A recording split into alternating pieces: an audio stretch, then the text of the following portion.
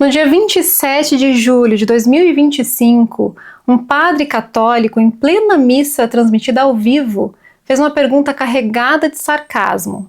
Cadê os orixás que não ressuscitaram Preta Gil? Gilberto Gil fez uma oração aos orixás. Cadê o poder desses orixás que não ressuscitou Preta Gil? Tá lá. Gilberto Gil fez uma oração aos orixás. Cadê o poder desses orixás que não ressuscitou Preta Gil? Tá lá. Já enterraram? Pois é. Ele falava diante de fiéis em tom de provocação. A cantora havia falecido uma semana antes, vítima de complicações de um câncer. Gilberto Gil, seu pai, é conhecido por sua fé nas religiões afro-brasileiras, e foi a partir disso que o padre decidiu fazer graça com a dor alheia. A fala se espalhou pelas redes sociais, gerou revolta, indignação, denúncias, e a diocese lançou uma nota genérica. O padre deletou seu perfil e o vídeo da missa sumiu do canal da paróquia, mas o estrago já estava feito. O que essa fala representa?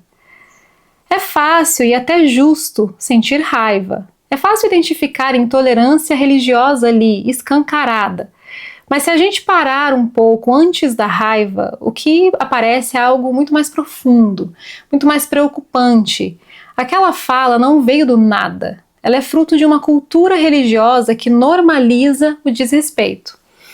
Porque por trás daquela zombaria existe uma estrutura.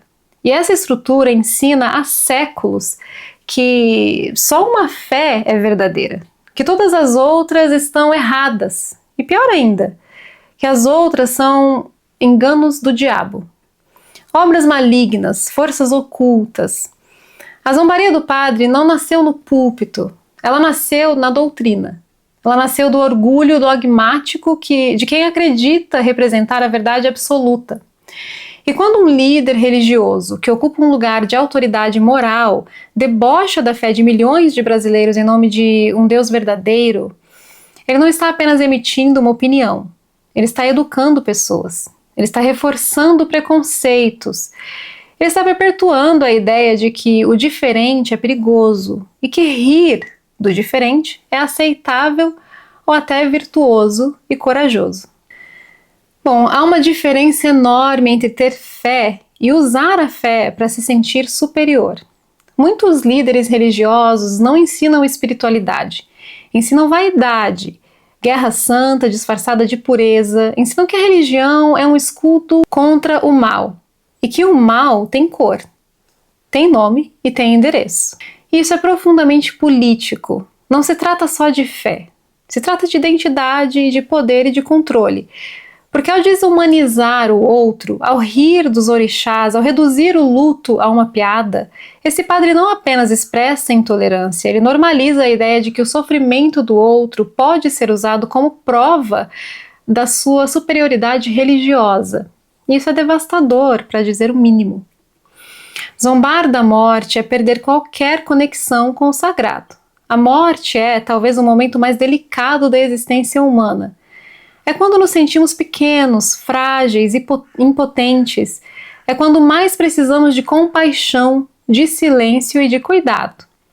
Mas para esse padre, a morte virou oportunidade.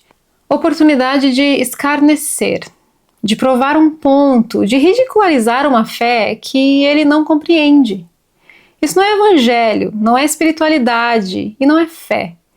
É o uso da religião como arma ideológica. É a fé transformada em espetáculo de humilhação.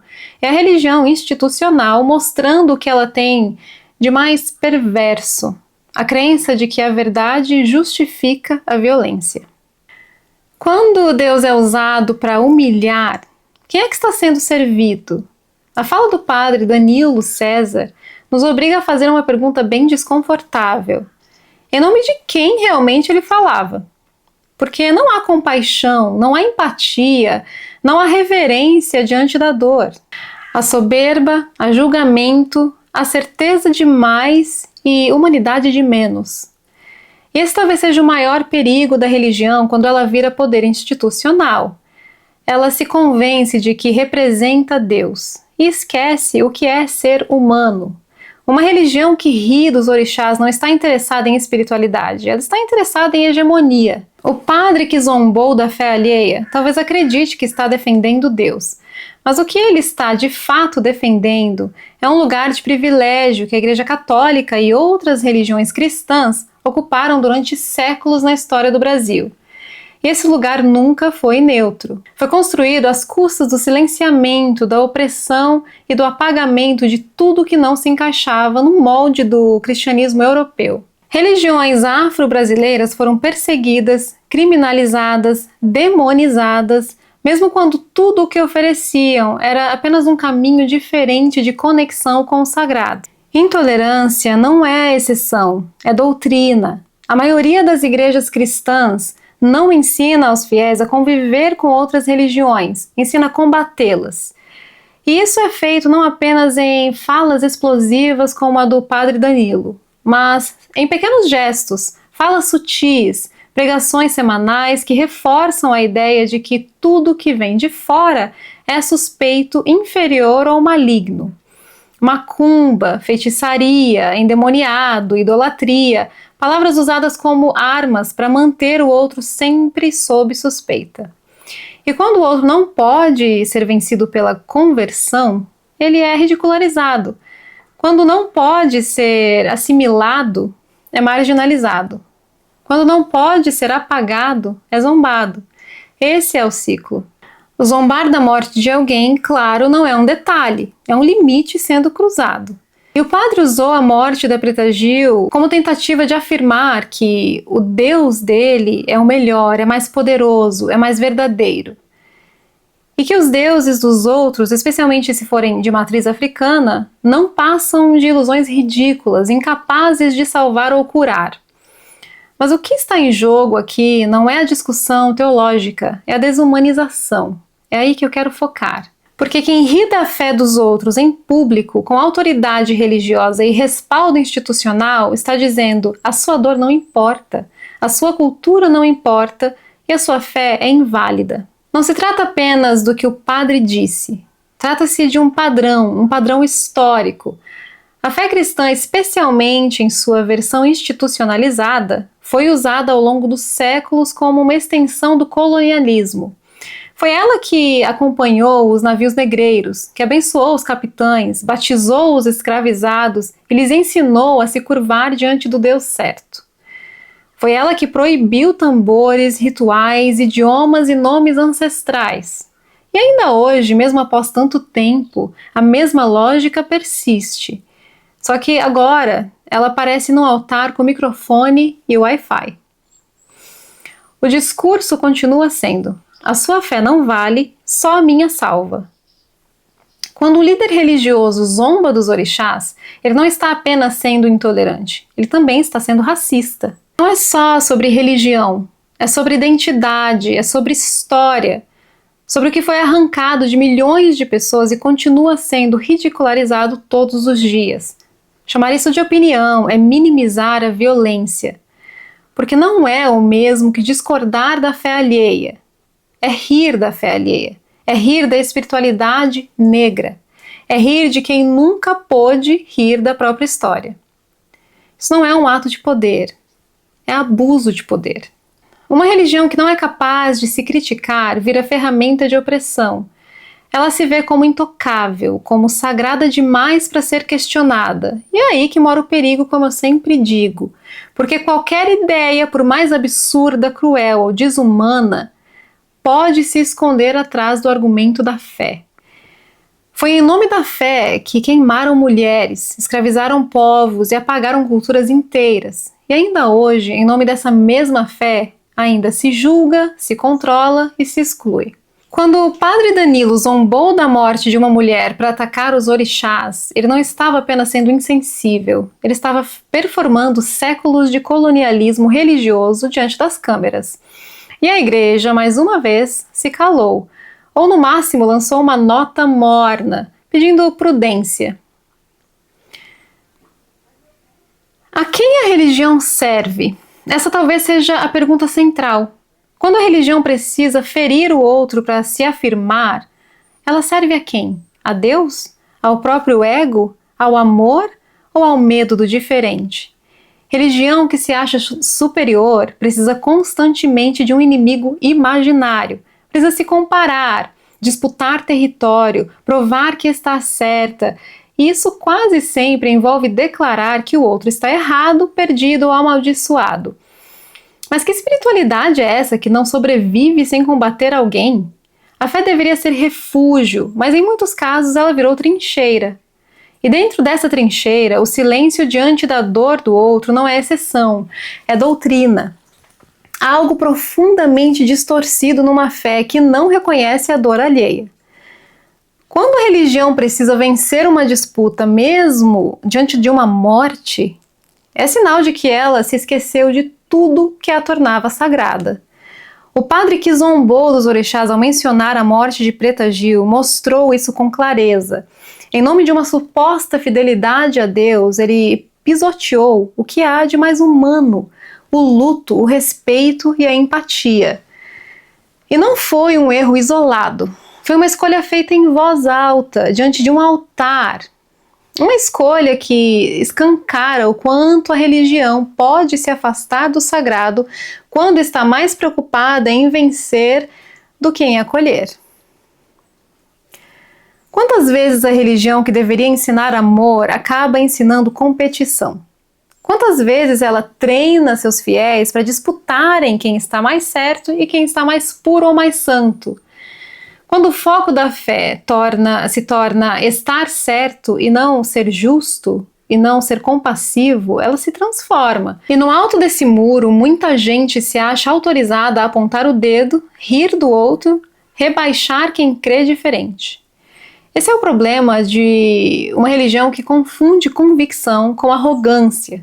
Ela não tolera dúvidas, não tolera pluralidade. E, acima de tudo, não tolera o que não pode controlar. Espiritualidade é abertura, é presença, é silêncio diante daquilo que a razão não explica. Já a religião institucional, muitas vezes, se torna o oposto disso. Ela vira dogma, norma e fronteira. E nesse formato, ela começa a sufocar o que deveria proteger, cria fórmulas prontas para tudo, transforma mistério em protocolo e transforma líderes religiosos em juízes da alma humana. É por isso que tantas pessoas hoje estão decepcionadas com a religião, mas continuam buscando o sagrado. Porque o sagrado não se encontra em frases como os orixás não ressuscitaram Preta Gil, não se encontra na zombaria, não se encontra na vaidade de quem acha que representa Deus. O sagrado habita o respeito, o silêncio diante da dor, o reconhecimento de que nenhuma fé é maior do que a vida de ninguém. Não importa quantos livros você cita, quantas missas celebra, quantos versículos você decora. Se a sua fé não te torna mais sensível ao outro, ela não está te transformando, está apenas te blindando. Uma fé que blinda é uma fé que deixa de ver, deixa de ouvir e deixa de sentir. Ela se torna um instrumento de defesa, de autoafirmação, de violência. Porque quando a religião não é atravessada pela compaixão, ela vira puro controle, vira ego disfarçado de devoção. E aí a gente vê líderes zombando de uma morte sendo aplaudidos. Vê pessoas usando Bíblia para justificar desprezo, vê instituições inteiras silenciando diante da humilhação alheia. Talvez a pergunta mais honesta que a gente possa fazer diante de tudo isso seja: quem está servindo quem? Quando alguém diz falar em nome de Deus, mas age com escárnio, soberba e crueldade, será que está servindo a Deus? Ou está servindo a própria necessidade de se sentir superior? O maior perigo da religião é justamente esse. Ela oferece um discurso tão elevado, tão cheio de autoridade moral, que muita gente usa isso para esconder suas vaidades mais profundas. Vaidade de estar certo, de julgar, de ser a luz que expõe a escuridão do outro. Mas luz que humilha não ilumina nada, só cega. Mas o que essa fala do padre revela sobre todos nós? Esse episódio deveria nos envergonhar, mas também deveria nos acordar. Porque o problema não é só o que foi dito, é o ambiente que permitiu que isso fosse dito sem reação. É a cultura que ainda aceita líderes religiosos falando com esse desprezo, como se fosse normal. É o sistema que dá voz a esse tipo de discurso e silencia quem tenta questioná-lo. A religião, quando não é confrontada, reproduz o pior de si mesma. E muitas vezes o que há de mais perverso nela não está nas regras, mas na arrogância com que essas regras são usadas. A fé que transforma não é a fé que prova que Deus é maior que os orixás. É a que sabe que o sagrado não está em competir, está em cuidar. Está em entender que a espiritualidade do outro não ameaça a sua. Que o luto de alguém é sagrado, independente da religião. E que zombar da dor é a forma mais baixa de tentar parecer certo. Fé verdadeira não teme o diferente. Porque ela não precisa atacar para existir. Ela não precisa zombar para se sentir firme. Ela não precisa vencer discussões para ser real. O que esse caso escancarou não foi apenas a intolerância religiosa. Foi a falência de uma fé que não se reconhece mais no amor. Eu acho que agora é hora de a gente parar de proteger sistemas religiosos que já não protegem mais ninguém. De parar de chamar de evangelização o que é só vaidade, de parar de achar que a espiritualidade e controle precisam andar juntos. O que aconteceu com Preta Gil e a fala que usaram contra ela não é um detalhe, é o reflexo de uma estrutura que precisa ser questionada e combatida.